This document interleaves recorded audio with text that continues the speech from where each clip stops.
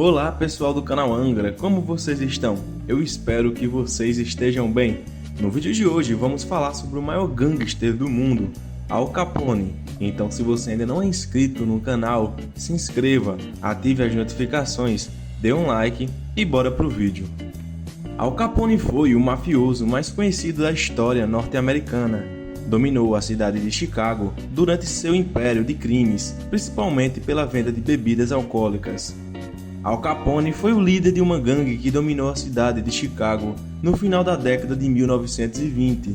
Oriundo de uma família italiana, ele ingressou na criminalidade durante a sua adolescência por influência do gangster Johnny Torrio. Al Capone ficou famoso por conduzir uma rede de crimes, principalmente pela venda de bebidas alcoólicas proibidas nos Estados Unidos entre 1920 e 1933. Ele também se envolvia com cafetinagem, jogos ilegais, venda de drogas, entre outras coisas. Foi preso por sonegação de impostos e faleceu por sequelas causadas pela sífilis. Alphonse Gabriel Capone nasceu no Brooklyn, bairro de Nova York, nos Estados Unidos, em 17 de janeiro de 1899.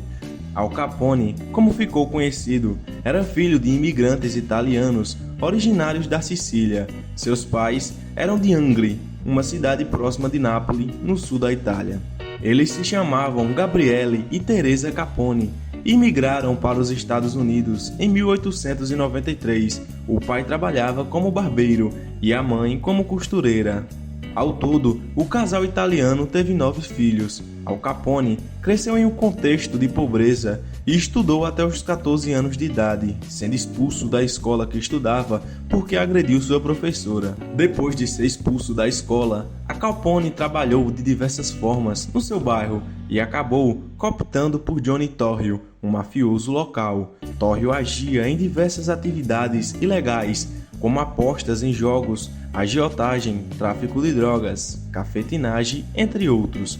Por influência de Torrio, Al Capone ingressou em uma série de gangues jovens. A principal delas foi a Five Points Gang, um grupo que cometia delitos em Manhattan. Entre os delitos estavam extorsão, assaltos, furtos, cafetinagem, tráfico de drogas, entre outras.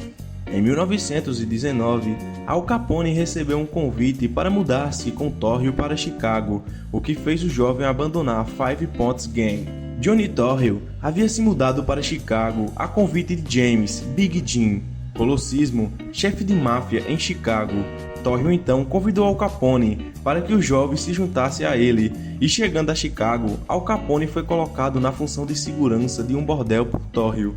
A partir de 1920, um novo negócio surgiu para os mafiosos, permitindo que o jovem enriquecesse. Essa oportunidade era a venda clandestina de bebidas alcoólicas proibidas de serem comercializadas nos Estados Unidos entre os anos de 1920 e 1933. Em Chicago, Torrio conseguiu se estabelecer como chefe de máfia após planejar assassinato de Colossismo. O crime se deu porque Colossismo divergência de Torrio e não queria se envolver com a venda de bebidas alcoólicas. As suspeitas do assassinato recaíram sobre Al Capone, mas nunca se comprovou se ele realmente foi o executor. Logo Torrio passou a liderar o crime organizado em Chicago e Al Capone tornou-se o seu auxiliar. Sob Torrio, Al Capone cuidava dos negócios de cafetinagem, jogo ilegal e contrabando de bebidas alcoólicas. Em 1925, Johnny Torrio foi vítima de uma emboscada que lhe resultou em diversos ferimentos por bala. Este acontecimento fez com que ele se afastasse da máfia e entregasse o poder para Al Capone, que sucedeu como chefe da máfia em Chicago. Nessa posição, ele se tornou um dos criminosos mais bem-sucedidos da história norte-americana. Al Capone liderava uma rede de criminosos que se envolvia com atividades como cafetinagem, tráfico de drogas, extorsão e jogo ilegal. A principal atividade, conduzida por ele, foi a venda ilegal de bebidas alcoólicas, um negócio que lhe rendia milhões de dólares todos os anos. Enquanto chefe da máfia de Chicago, Al Capone usou sua influência para garantir proteção política e policial. No entanto, isso não o livraria dos riscos de ser um mafioso e por isso foi alvo de diversos atentados contra a sua vida, devido a disputas com outras máfias locais. As disputas entre as diversas gangues causavam enorme violência em Chicago, mas Al Capone conseguia sair ileso porque tinha influência na polícia local. Os maiores inimigos de Al Capone em Chicago eram os membros de gangues irlandesas, em especial a North Side Gang. Para livrar-se dos seus oponentes, Al Capone organizou um massacre para matar um chefe de gangue rival, Bugs Moran.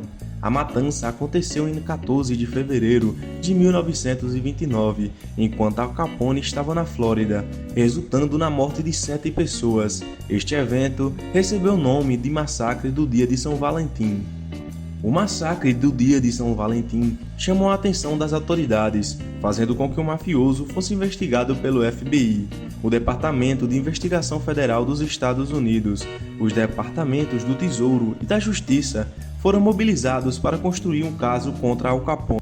O caminho encontrado foi indiciá-lo por sonegação fiscal, uma vez que Al Capone devia cerca de $200 mil de impostos, e isso fez com que ele fosse condenado a 11 anos de prisão em 24 de outubro de 1931. Inicialmente, ele foi enviado para um presídio em Atlanta e depois foi enviado para o presídio de segurança máxima em Alcatraz. Em Alcatraz, a condição de saúde de Al Capone se agravou rapidamente por mal contra sífilis. Acredita-se que ele sofria as consequências de sífilis maltratada, pois embora ele tomasse os remédios fortíssimos, a doença não foi combatida adequadamente. Este quadro se arrastou por anos, gerando graves consequências para a sua saúde. Outros problemas de saúde constatados em Al Capone foram gonorreia e dependência química em cocaína. Acredita-se que essas infecções sexualmente transmissíveis tenham sido contraídas nos muitos bordéis dos quais ele era dono.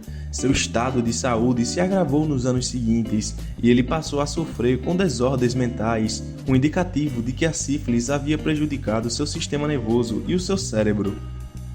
O último ano de Al Capone em Alcatraz foi intensamente na seção hospitalar da prisão, onde recebia tratamento para a sífilis. Sua capacidade mental foi severamente afetada pela doença, e por isso e por seu bom comportamento, ele foi liberado da prisão em 6 de novembro de 1939. Fora dela, ele continuou o tratamento contra a sífilis, cujo estado, no entanto, era irreversível. Os últimos anos de Al Capone foram em Palm Island, na Flórida, em 25 de janeiro de 1947. O notório criminoso faleceu após múltiplos problemas de saúde. Seu corpo está sepultado em Hillside, Illinois. E aí, o que achou da história de Al Capone? Deixe a sua opinião aí nos comentários. Nos vemos no próximo vídeo.